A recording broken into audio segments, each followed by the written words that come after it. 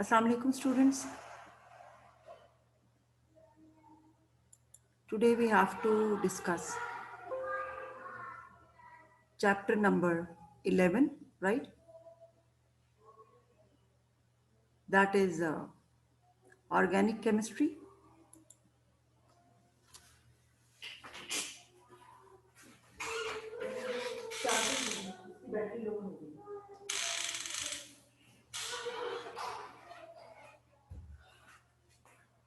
So while different branches of chemistry were being studied initially, so it was found that compounds obtained from living origin, they had some special characteristics which the compounds obtained from non-living origin didn't have.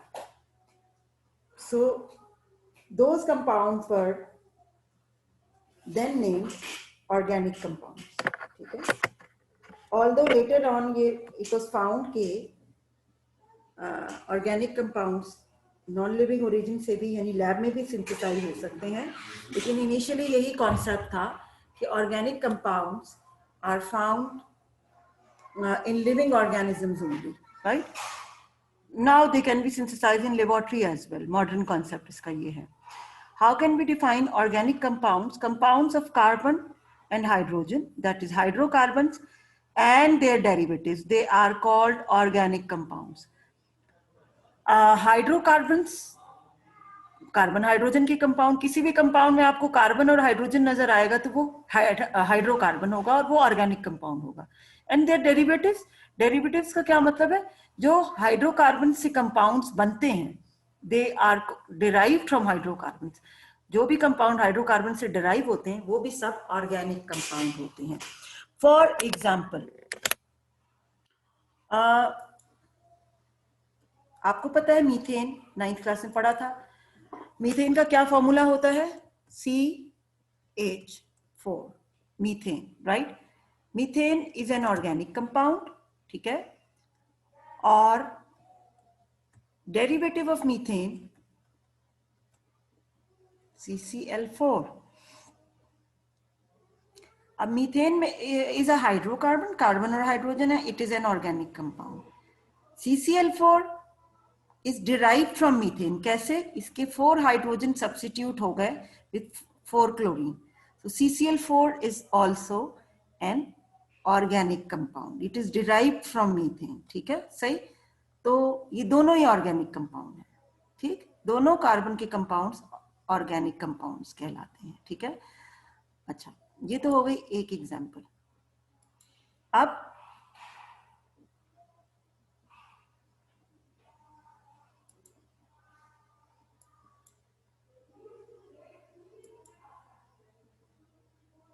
यानी कौन कौन से elements जरूरी हैं organic compounds में? Carbon, hydrogen, और carbon और hydrogen के अलावा और कौन कौन से एलिमेंट्स हैं जो मौजूद हो सकते हैं ऑर्गेनिक कंपाउंड्स में?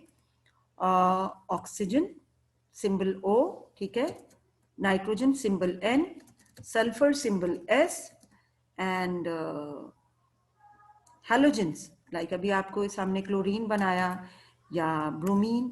So these elements can also be constituent elements of organic compounds. ठीक है, कार्बन और हाइड्रोजन तो मस्ट है और उसके अलावा ये कंपाउंड्स भी मौजूद हो सकते हैं.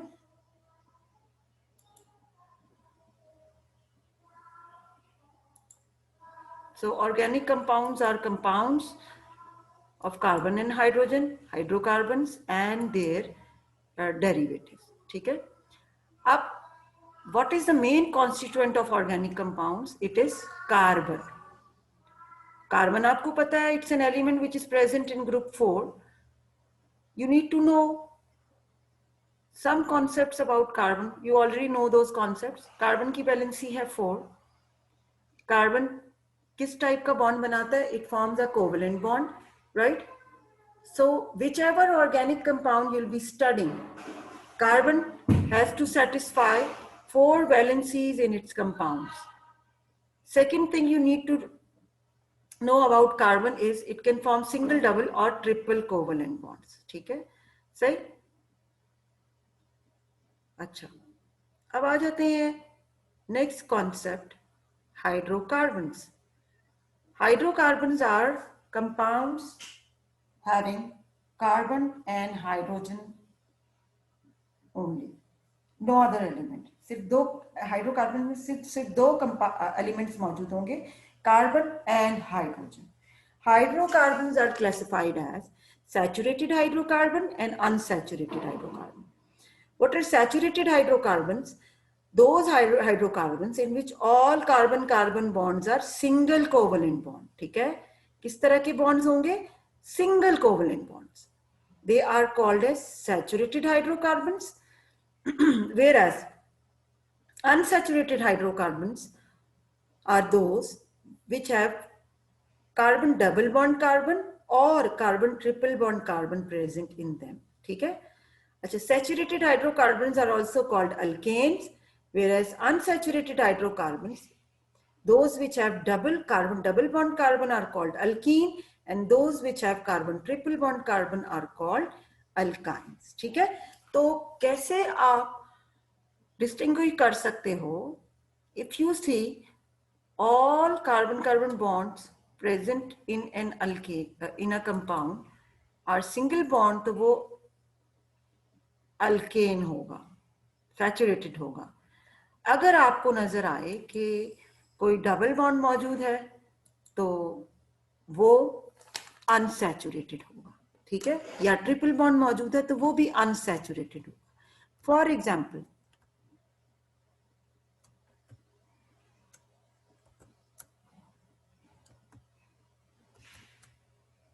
this compound. In this compound, what you see is it has carbon single bond carbon. The other compound,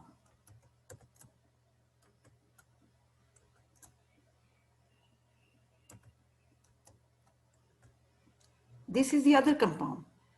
This one is called ethane. This one is called ethene, right? Which one of the two is alkene?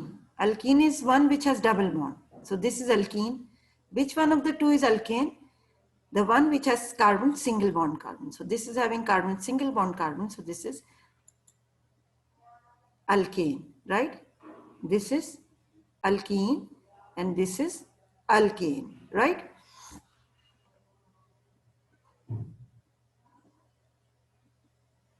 Alkenes will have carbon double bond carbon. Alkanes will have carbon single bond carbon. ठीक है. और alkyne में कौन सा bond मौजूद होगा? Carbon triple bond carbon. Let me right one alkyne structure also.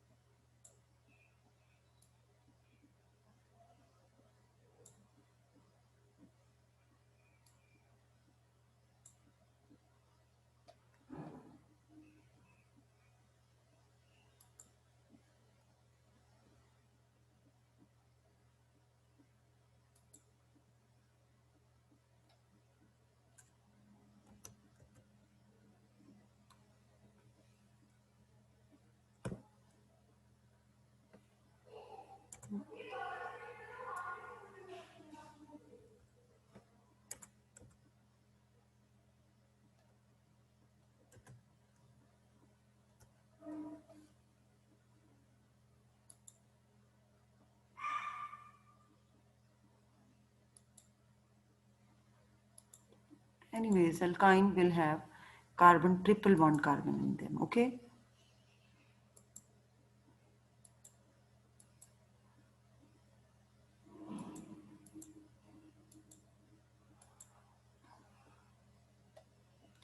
Now alkanes, the topic is given on page 52. Okay. Alkanes have all carbon-carbon bonds which are single covalent bonds. These are saturated hydrocarbons. What kind of hydrocarbons are alkanes? Alkanes are saturated hydrocarbon each carbon is bonded to 4 other carbon atoms.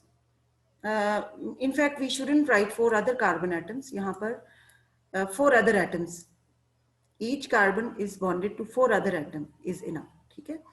General formula is of alkanes is CnH2n plus 2, where what is this n? N is number of carbon atoms. So if I put value of n is equal to 1, so H will be 2 into 1 plus 2. H will be 4.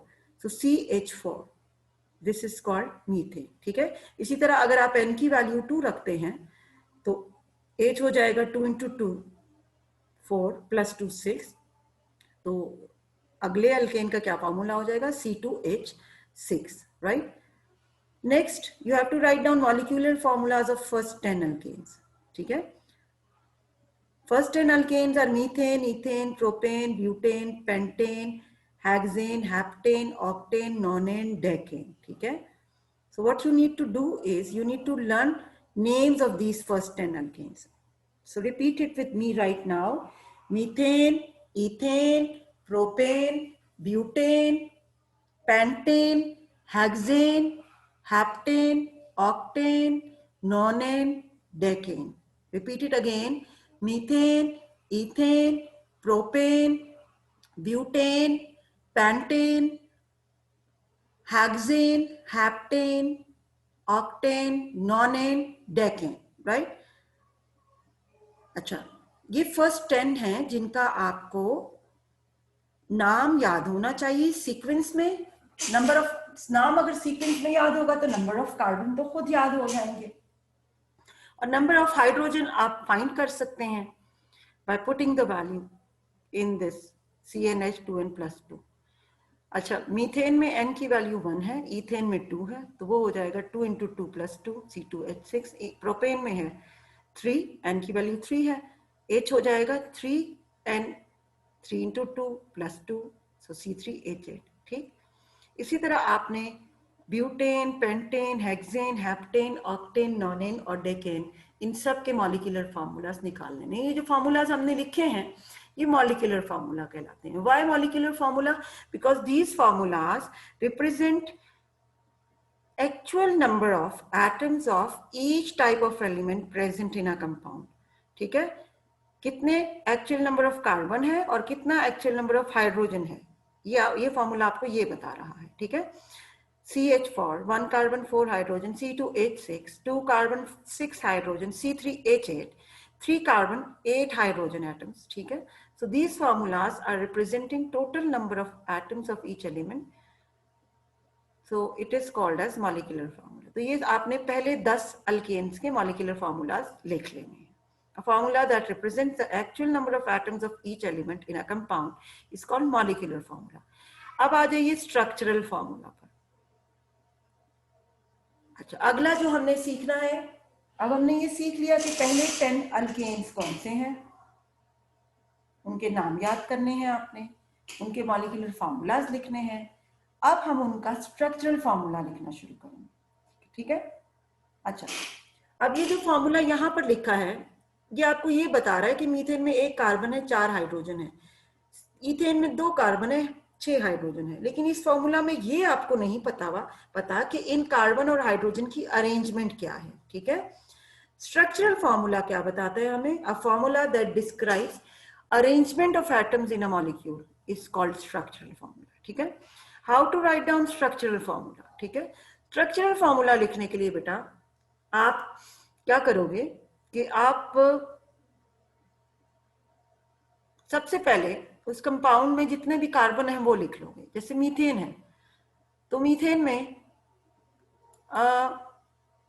We have 1 carbon. ठीक है.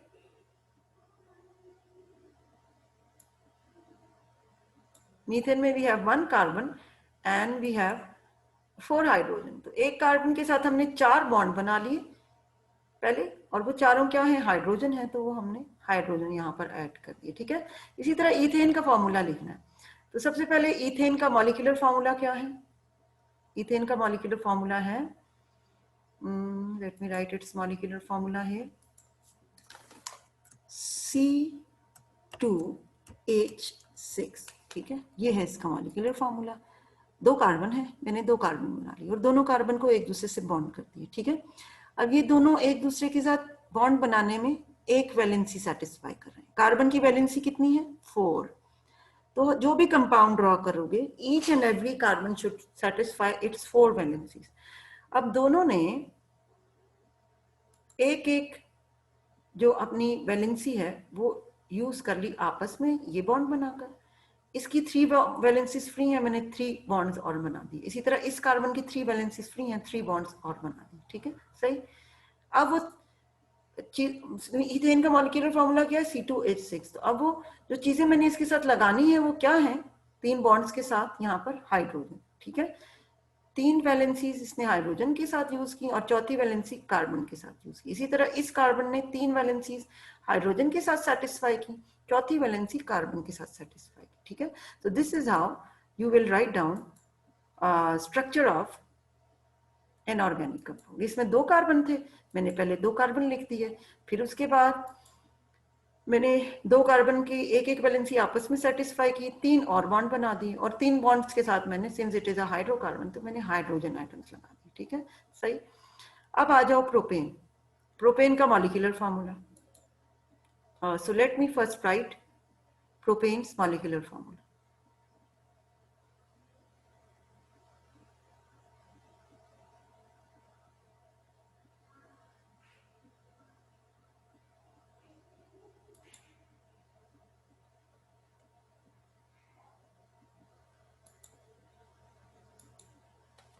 Molecular formula of propane is C3H8, right?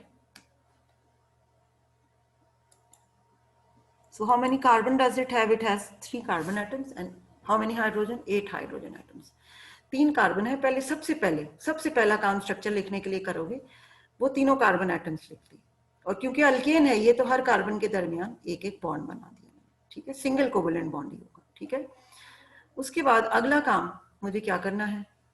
अब आप देखें कि जो पहला carbon है उसके एक वैलेंसी यूज हो रही है, ठीक है, पहले कार्बन की एक वैलेंसी यूज हो रही है, 3 फ्री हैं अभी, वो 3 मैंने बॉन्ड बना दी। जो सेंटर में कार्बन है, एक वैलेंसी राइट साइड पे यूज हो रही है, एक वैलेंसी लेफ्ट साइड पे यूज हो रही है। कितनी वैलेंसीज उसकी फ्री हैं? 2, तो मैंने 2 और बॉन्ड बना दिए। और जो कॉर्नर वाला कार्बन है उसकी एक ही साइड पे वैलेंसी सेटिस्फाई हो रही है, तो इसके साथ कितने और बॉन्ड बन सकते हैं? 3 और बॉन्ड बन सकते हैं। तो इधर 2, फर्स्ट वाले ये कॉर्नर वाले पे 1 2 3, और इसी तरह इस पे भी 1 2 3, इसकी 3 फ्री है, ठीक है। अब वो जो फ्री वैलेंसीज हैं उनके साथ मैंने क्या किया? 3 3, पहले इधर 3 हाइड्रोजन लग गए, सेंटर वाले पे 2 हाइड्रोजन लग गए, और फिर कॉर्नर वाले पे 3 हाइड्रोजन लग गए, ठीक है, सही। तो ये मैंने इसका प्रोपेन का स्ट्रक्चरल फॉर्मूला ड्रॉ किया, ठीक है। कैसे स्ट्रक्चरल फॉर्मूला प्रोपेन का ड्रॉ किया? पहले तीनों कार्बन एटम को सीरीज में लिख दिया, फिर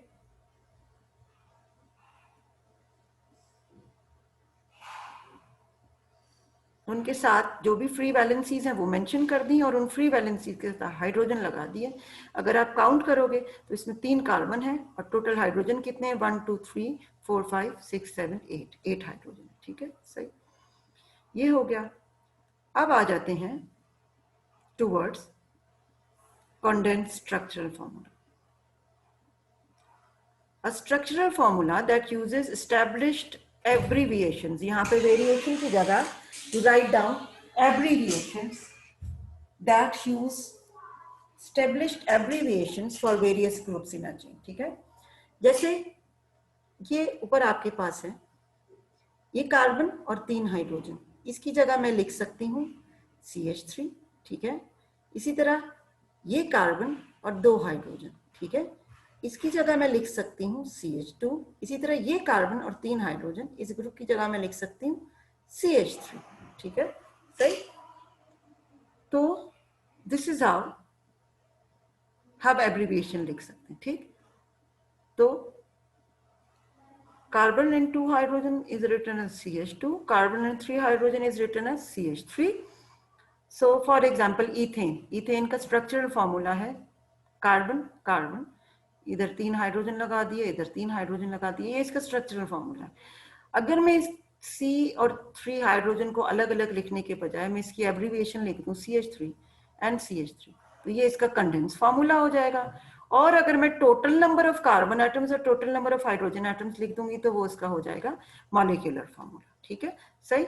इसी तरह ब्यूटेन का अगर मैं स्ट्रक्चर लिखती हूँ, इट हैज 4 कार्बन एटम्स, 1 2 3 4। अच्छा, पहले कार्बन पे 1 वैलेंसी यूज हो रही है तो 3 हाइड्रोजन मैंने लगा दी। सेकेंड कार्बन पे 1 2 वैलेंसीज यूज हो रही हैं, 2 मोर हाइड्रोजन ऐड कर दिए। थर्ड कार्बन पे भी 1 2 वैलेंसीज यूज हो रही हैं, 2 मोर हाइड्रोजन ऐड कर दिए। फोर्थ कार्बन पे 1 वैलेंसी यूज हो रही है, 3 मोर हाइड्रोजन ऐड कर दिए। अगर मैं इसका स्ट्रक्चरल फॉर्मूला लिखती हूँ तो इस ग्रुप की एब्रीविएशन हो जाएगी CH3, इस ग्रुप की एब्रीविएशन हो जाएगी CH2, थर्ड कार्बन की भी एब्रीविएशन हो जाएगी CH2, और फोर्थ कार्बन की abbreviation is CH3। So this, और अगर मैं इसका मॉलिक्यूलर फार्मूला लिखती हूँ तो वो हो जाएगा C4H10। सो ये हो गया आपके पास structural formula, the second one is condensed structural formula, and the third one is molecular formula. Now what you need to do is, आपका होमवर्क है, आप मेरे साथ सबमिट कराएंगे, ईमेल कर दीजिएगा मुझे, मेल कर दीजिएगा। सबसे पहले first names of first 10 alkanes, एक पेज पे names of first 10 alkanes and their molecular formula using general formula CnH2n+2। Second page पे structural formulas of first 10 alkanes, ठीक है। और थर्ड पेज पे condense structural formulas of first 10 alkanes, ठीक है।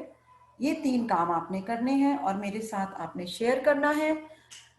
You also have to do self-assessment exercise 11.1 page 51, 11.2 page 52, 11.3 page 54। Page 54 पे आपसे IUPAC names पूछे हैं। IUPAC stands for international union of pure and applied chemistry. ये जो first 10 compounds के नाम आपको मैंने बताए हैं, इनके स्ट्रक्चर्स दिए हुए हैं और आपको नाम लिखना है। आप बस total number of carbon count करके कंपाउंड का नाम लिख दीजिएगा, क्योंकि सब में सिंगल बॉन्ड है तो वो है अल्केन ही। तो अगर फॉर एग्जांपल किसी कंपाउंड में 5 कार्बन नजर आ रहे हैं किसी स्ट्रक्चर में, आपको सब सिंगल बॉन्ड बना रहे हैं carbon atoms, that is called pentane, आप उसका नाम पेंटेन लिख दोगे। अगर you are observing 8 carbon atoms in a compound, 8 carbon atoms and all are forming single bond, तो आप उसका नाम लिख दोगे ऑक्टेन, ठीक है। तो दिस इज हाउ आपने इसको सॉल्व करना है। And that's all for today's lecture. इसको बहुत अच्छी तरह गौर से सुनना है, एक एक चीज को, each and everything should be practised. और फिर टुमारोज क्लास, ऑनलाइन क्लास, आप व्हाट्सएप क्लास में अपनी क्वेरीज नोट डाउन करके रखिएगा। अगर ज़ाहिर है लेक्चर पहले देखा होगा तो ओनली देन आपको समझ भी आएगा and you can participate in class discussion also, ठीक है। So that's all for today's lesson.